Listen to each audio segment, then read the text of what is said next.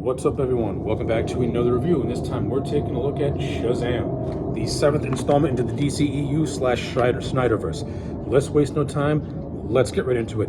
My knowledge of Captain Marvel slash Shazam is very minuscule. I just know what I know from the animated movies and his animated cartoon appearances. So going into this movie, very, very raw. Now, having seen this film about 3 to 4 times, my thoughts on it haven't really changed. I have previously reviewed this movie on my channel before. Didn't really like how I did that review, so want to do a redo.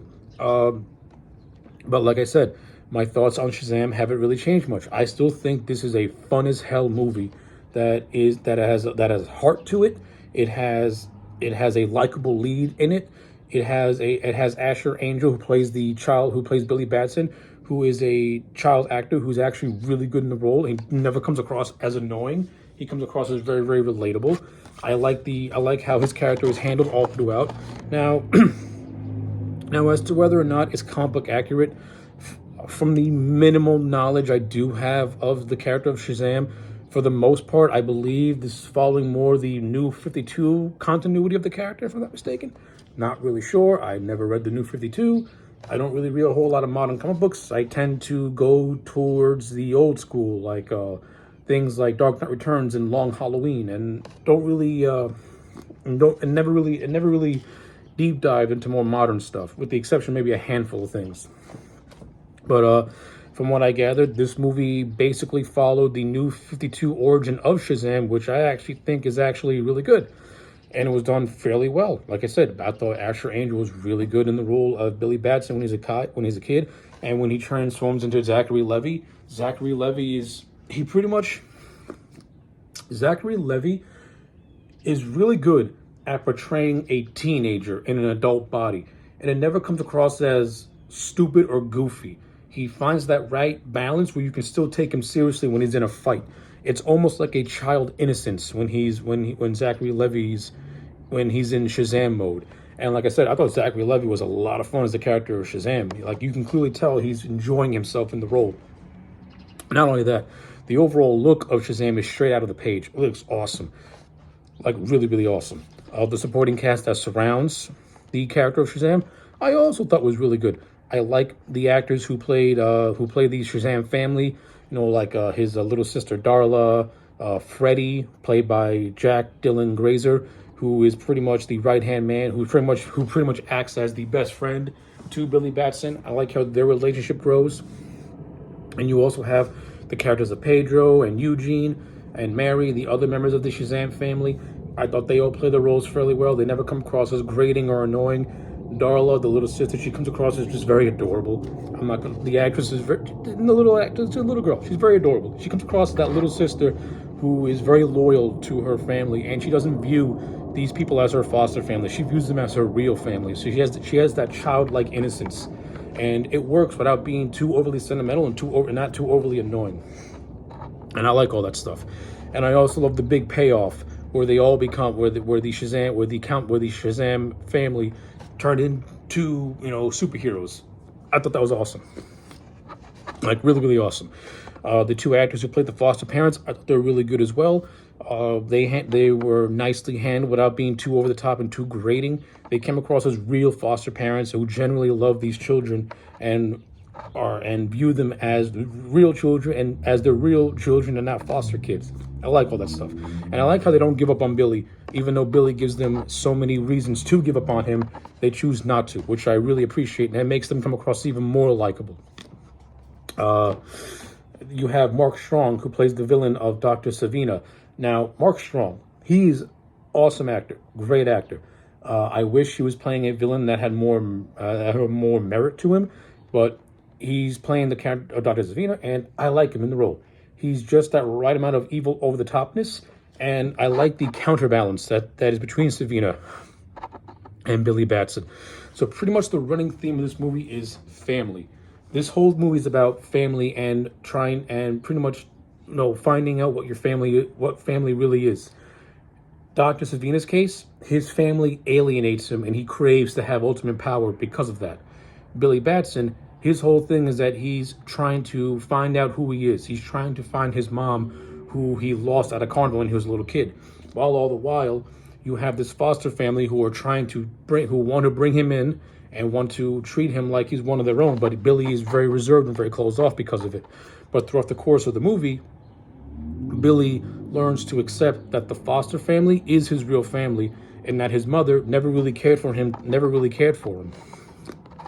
And Billy learns that throughout the course of the movie, and it's handled really, really well. And like I said, Asher Angel's performance really reflects that, and it's really good, very emotional in a lot of areas, especially when he and his mom have that reunion, and you can just see how soul crushing it is for Billy to find out that his mom, abandoned him on purpose, and you feel for Billy, and that's when Billy realizes that he has a family, and that's the family that he keeps pushing away because he doesn't feel welcome, because in his mind he don't feel welcome there. I love it. It's good stuff. It's good character stuff, and it makes Billy come across as even more likable when you actually watch it. Now, on the other hand, like I said, Savina, his family, they don't like him in a way. His father berates him. His brother doesn't like him. He's almost abandoned by them. All he now seeks is power and greed. And this is really prevalent in the prologue when Savina was a little kid and he gets transported to the Rock of Eternity and the wizard tries to bestow the power of Shazam, but he can sense that there's an evil within inside of him. And this is what encourages these 7 deadly sins to pretty much manipulate and bend Savina's mind, which we see when he goes into adult form and he pretty much becomes, evil. The 7 deadly sins are within him now, and he has the power to just cause chaos. And he does that by killing his family, basically. So Savina is willing to throw his family away for power while Billy is accepting. I like it. It's good. It's a good theme. And it's a nice two-sided, the same coin motif that this movie I thought handled really, really well. It makes you despise the villain and like the hero even more. In terms of the production values, this movie looks fantastic. Cinematography is top-notch.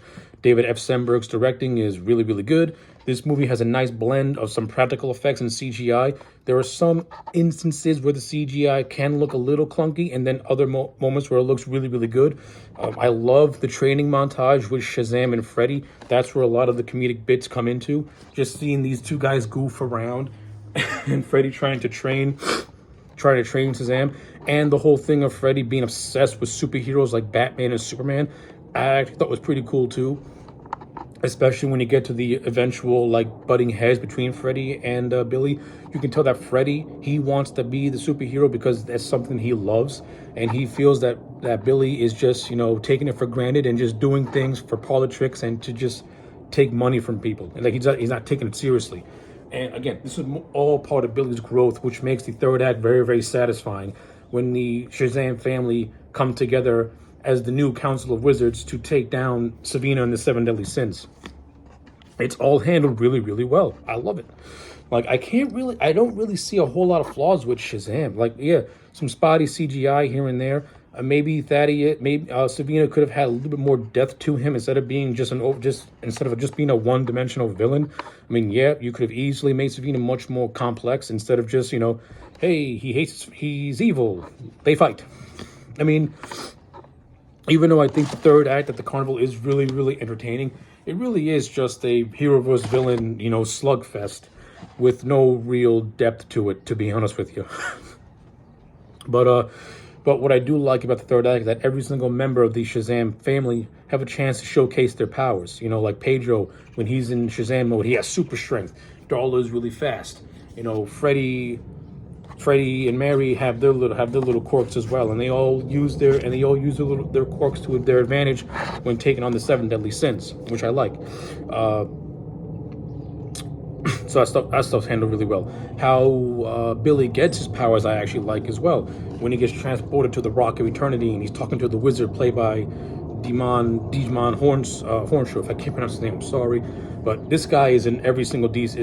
It feels like Hornschuh is in a lot of DC movies because he was the voice of the Fisherman King and Aquaman, and now he's playing the Shazam wizard in this movie with the Rock of Eternity, where we get a little reference to Black Adam.